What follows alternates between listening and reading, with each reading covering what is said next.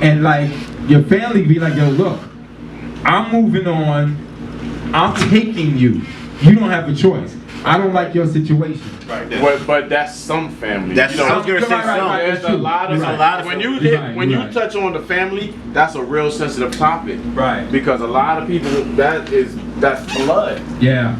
They would just dog you to the fullest. Yeah. And then there's some people that will just take you and they love you forever. Right. But like I said, not even. Yeah, exactly. But, so that's the topic. But let me elaborate on that. When I talk about family, I'm not talking about so much of blood. Because unfortunately, my biological family, I lost a lot of family members. I have more people that I met outside that's close to me, like you guys, that I consider my family, that I have more of you guys than I have actually blood relatives. And the blood relatives that I had, those are the ones that was saying, yo, bail my good. Right. You know what I'm saying? Those are the ones, you know what I'm saying? Crazy. He's out the room. He's out the room. 911. But one of the guys here, Teddy, said, yo, the comfort zones that you was talking about are like prisons for those trying to move to the next level. So he's trying, people need to break out those prisons and get out that comfort zone and move on. Because sometimes when you sit there and you be comfortable, there's a lot of things passing you by. Yeah, definitely. Yeah. And you can't do that. And Ali, you're one of the smartest dudes I know. I mean, you're a counselor. You know, I like you a little bit. I like you a little bit. He's not that smart. I don't like Ali. I mean, this dude, Big Rich, calling Big Rich. but go back.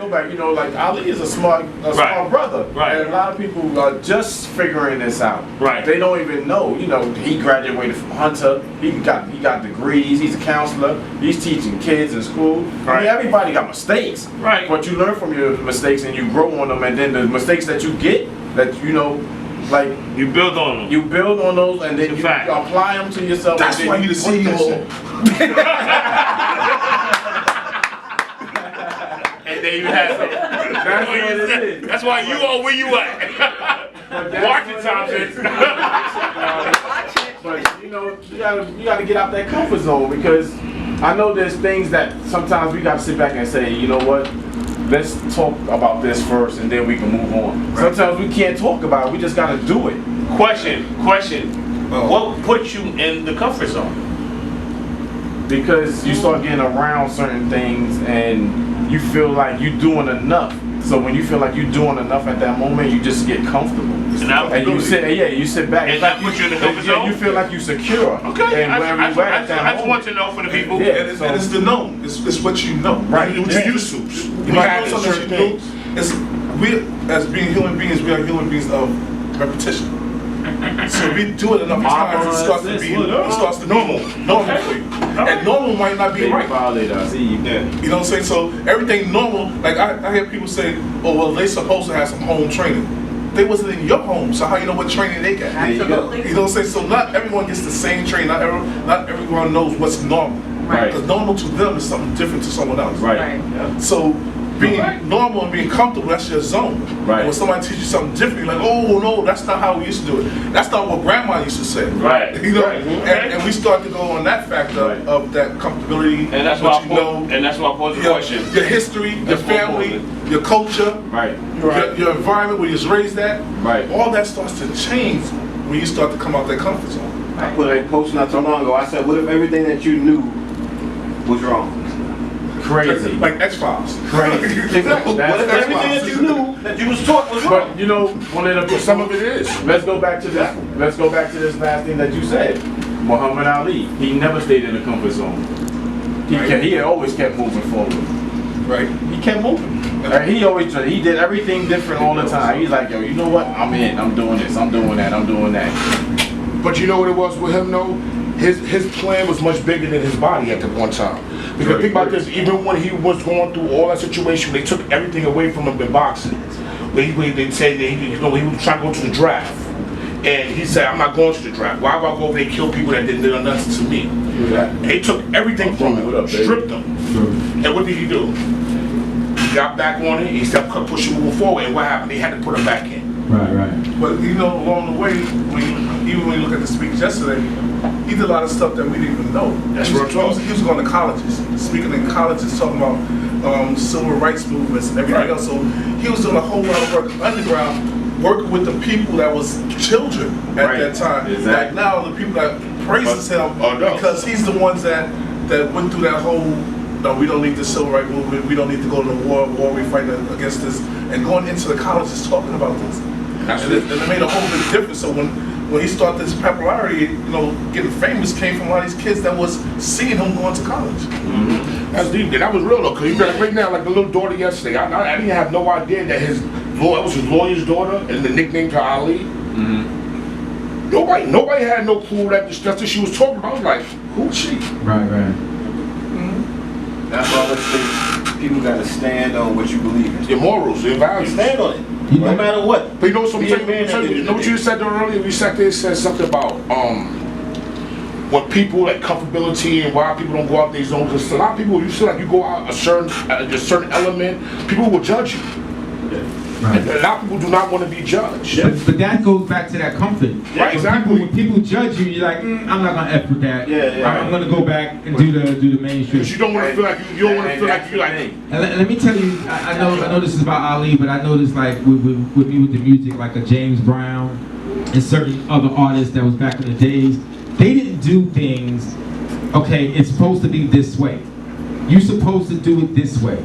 Like James Brown said, no, I want it this way. And he's arguing with his band members, I don't care. I want it this way. Right. And to this day, we still listening to his music. We sampling his music. Ali was like, I'm not doing that. Everybody's doing that. I don't believe that's correct. Right. All the greats. There's not many people, and people use that word so loosely. I'm the great. You ain't. What makes you great? Exactly. What makes you great? It's easy to say I'm the great. What makes you that way? You following the same path that an average person is doing. Right. People don't understand there's a difference between you could be a star. That doesn't mean you're great. Right. Exactly. You got to do things that I'm not doing. That makes no sense. Right. I remember when I was DJing, I gotta play urban music here. I can't mix the Bee Gees with Biggie. Why? And then I'm like, why? You know what I'm saying? That's actually a good mix. You know what I'm saying? And then I started, and I remember people, and I had to get out of my comfort zone. People used to look up to me, and like, yo, what are you doing? But it was more like, what are you doing? I never heard shit like that before. Right. You know what I'm saying? And then it was like, yo, I knew that song when I was small, oh my God, and then you mix this song. So I think that's, I think everybody got their comfort zone, and you just gotta take the chance to take a step. And nobody expects somebody to jump in, just put a toe in there and just be, comfortable with the reaction. Yeah. Well, as long as you're confident in whatever you're doing, even the naysayers will start looking. Exactly. Like that. I think maybe he knows what he's doing. He don't look like he ain't wavering. And when you don't know what you're doing, they don't know that. Exactly. You know what I'm saying? They don't know. Listen, this was a great topic. Yes. And we definitely would need like more hours to actually talk about this topic because it's crazy. Right. But unfortunately, we are running a little short on time. So if Tommy Lee can play a little bit of music But before you go out, for a couple minutes. let's give a couple people. No, we're gonna definitely do all that. Listen, I'm the CEO. No, you're the CEO.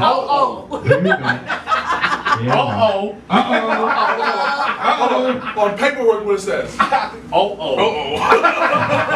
Ladies and gentlemen, you are witnessing a violator meltdown. The light skin versus brave. The light skin versus brown. There he go. But y'all don't know this is what I go through every day. Every day. Sir. So where we going, Ali? We're gonna go play some music like the COO said. We're gonna come back to y'all. That was good. Yo, Tyson, what up? Hey, yeah, what up, baby? Oh, Johnny Famous, yo, I'm coming at you, bro. I gotta holler at you about something. Or I ain't see him in a minute. yeah, Johnny Famous in the I building. ain't see him in a minute. Tell him what's up. Yo, International Time Release said, what up, Johnny? Word. We rocking, we know what we do. We had a great topic today. Kelly Mack said, what up? We know what we do. gonna come back in about 2-3 minutes, do our shout outs, whatever. Start off with the